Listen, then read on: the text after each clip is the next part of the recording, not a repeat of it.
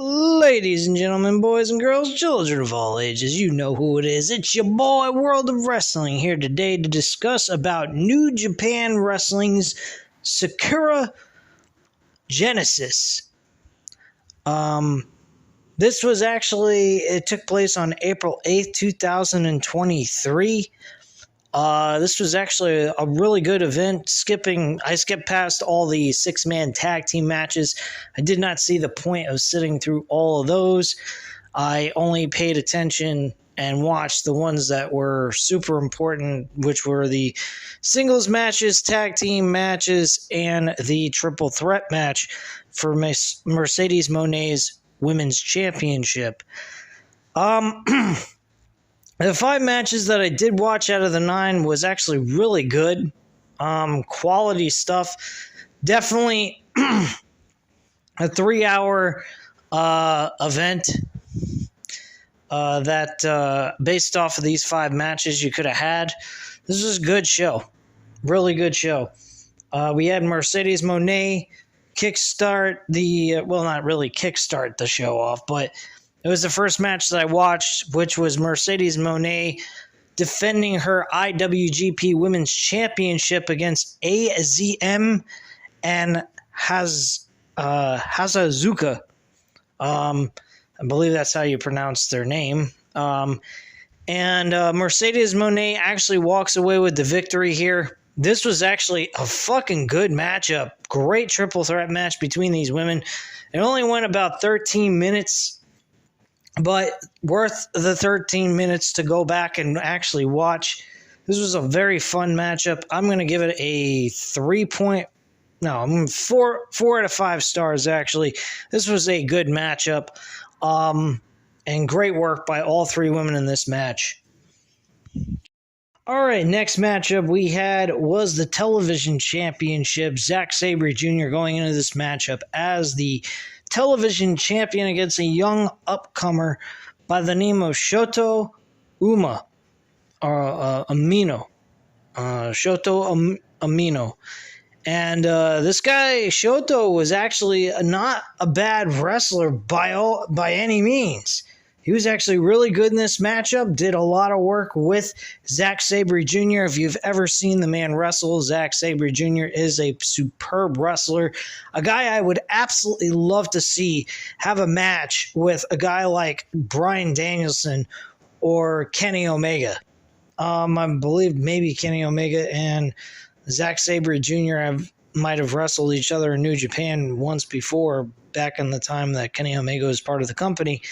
But Zack Sabre Jr. is still there, still winning championships in some capacity, and he is the television champion.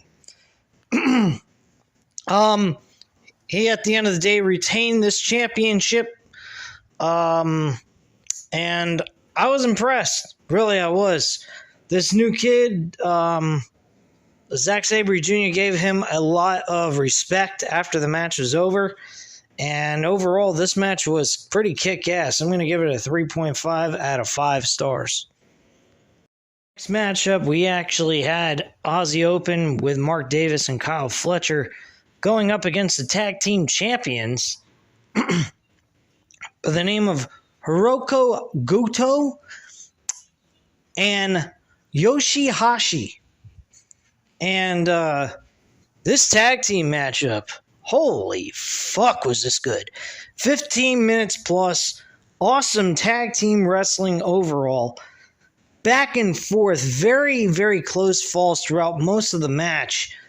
By mid-portion, this thing even got hotter. And by the end, it was fucking shocking as hell. Because Aussie Open has had countless... They've had actually opportunities of trying to get the tag team titles and fallen short. But they actually, they did really well in this matchup, Aussie Open.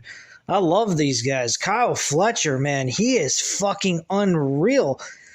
He was really good in this match. Probably the best guy in the entire matchup. But Hiroko Goto and Yoshihashi, those two did not do bad in their matchup against these two guys. Mark Davis, he played a very, big man in this matchup, so he didn't really provide a whole lot of flying around or doing any crazy stunts in the matchup. But he was pretty brutal in his own right when he just connected with these big boots to the head. I mean, he fucking hurt people bad.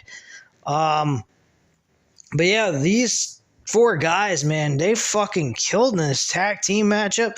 Very impressive matchup. I'm giving it a 4.5 out of 5 stars. Excellent tag team wrestling. The only bit of complaint I have is there was certain moments in the match where there was a lot of everybody in the ring, tornado tag style wrestling. I didn't particularly like that, but despite all of that, this match was still a really good tag team wrestling matchup that I shouldn't have any complaints on, and this is definitely a match you ought to go back and watch. This was fucking good. Truthfully, like I said, these 5 matches on this card were superb as fuck. Very excellent stuff. This match, I'm giving it a 4.5 out of 5 stars. Hands down, really good matchup. Next up, we had Hiroyo Takahashi defending his IWGP Junior Heavyweight Championship against Robbie Eagles. This matchup was the co-main event of the show, and damn was this a fucking good matchup too. These guys fucking brutalized each other, and the main focal point was Takahashi's injured ankle. Robbie Eagles injured his ankle during the matchup. They did have a match back in 2021 where Robbie Eagles did injure the foot of Tanahashi, and he actually goes ahead and does the same thing here.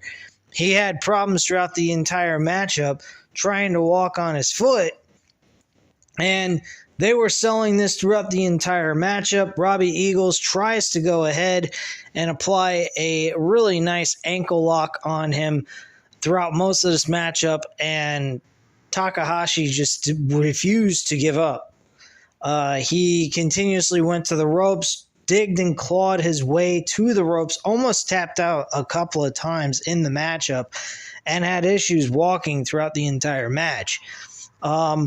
He eventually managed to hit his finisher for the second time in this matchup to get the victory and walk away still the IWGP Junior Heavyweight Champion.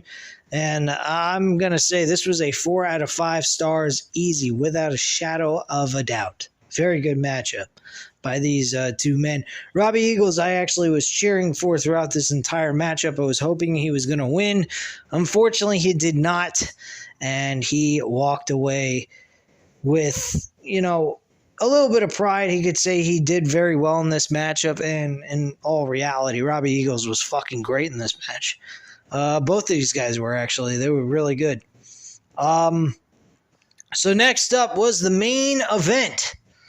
Main event actually was for the IWGP World Heavyweight Championship, and Okada was defending the title against Sonata. Now, Sonata used to be a tag team specialist with this guy named Evil.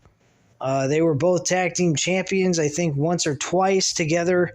They were really good, and apparently they must have split from each other and became enemies, because I saw Evil actually doing a 6-man tag team match during this card when I was skipping through.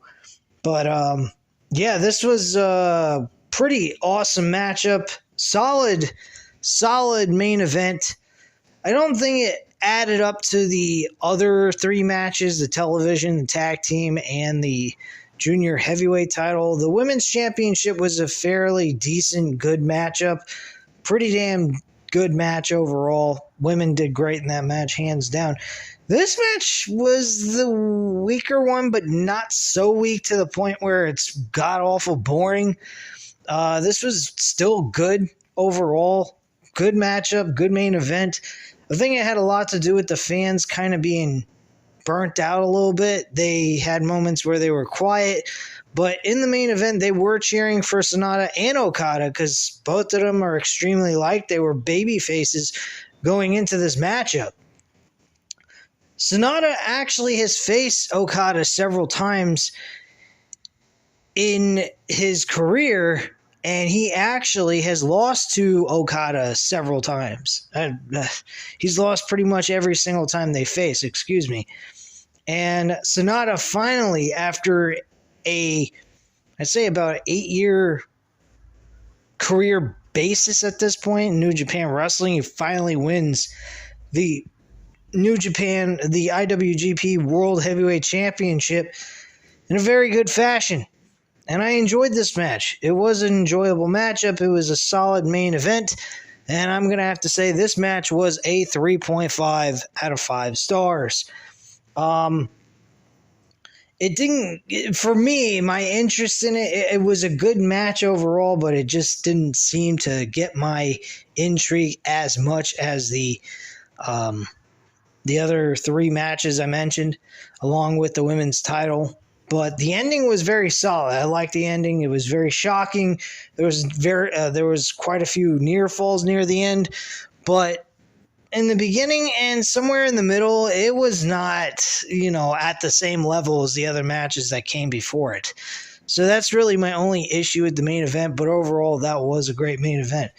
After the main event was over, Sonata, celebrating as the IWGP World Heavyweight Champion, had a few words, and he wanted to go ahead and thank everyone in the audience. He was very happy and proud to finally win the IWGP World title. He has nothing but respect for Okada as being one of the best and the greatest in New Japan Wrestling, which is absolutely true, besides Tanahashi. And then all of a sudden, we have Takahashi, the guy that competed with as the IWGP Junior Heavyweight Champion. He comes out of nowhere, interrupts the entire speech, and actually challenges Sonata for the IWGP World Heavyweight title, and he's given that, but he has to first defend the Junior Heavyweight title against someone from Sonata's group. I forgot who it was. I believe it was an old-timer who's now finally going back in the ring after a long hiatus from being a wrestler, I guess. And he challenged for the Junior Heavyweight title first, and then after he defends that championship, he can get a shot for the World Heavyweight title against Sonata. And Takahashi went ahead and said, no problem. If that means I get a shot at you, then yeah, I'll do it. So he accepted the challenge. He will get the match for the world title after he defends the IWGP Junior Heavyweight title. So that's pretty much the main 5 core matches that really were important on this show. This was a fun show. I know I should have been reviewing this on Monday night, not this afternoon, early evening, but I wanted to do some stuff and enjoy myself, and I just didn't get around to doing it. But I went ahead, I finished it during the day while I was working, was able to go ahead and watch all that content to give you guys a full-on review like I told you guys I would on Monday. Well, it's a day late, but no worries. We will be live Thursday. No, not Thursday, excuse me. We will be covering Monday Night Raw on Thursday. I'll go over that with you guys. Tomorrow, as usual, we'll be covering Dynamite, AEW. And Saturday or Sunday, we will go ahead and do a live stream of Random Wrestling Talk, episode number 56. And we'll go over that, all the news and rumors coming out of this week to see what's going on in pro wrestling. Should be fun. But anyway, guys, that's all I have to say at this time. If you enjoyed this review, go ahead and hit the like button if you liked the video. Hit the subscribe button if you're not already subscribed to the channel. And leave a comment down below. I'll definitely get back to you on that. Thank you guys very much for watching. Have a great night, guys. Bye.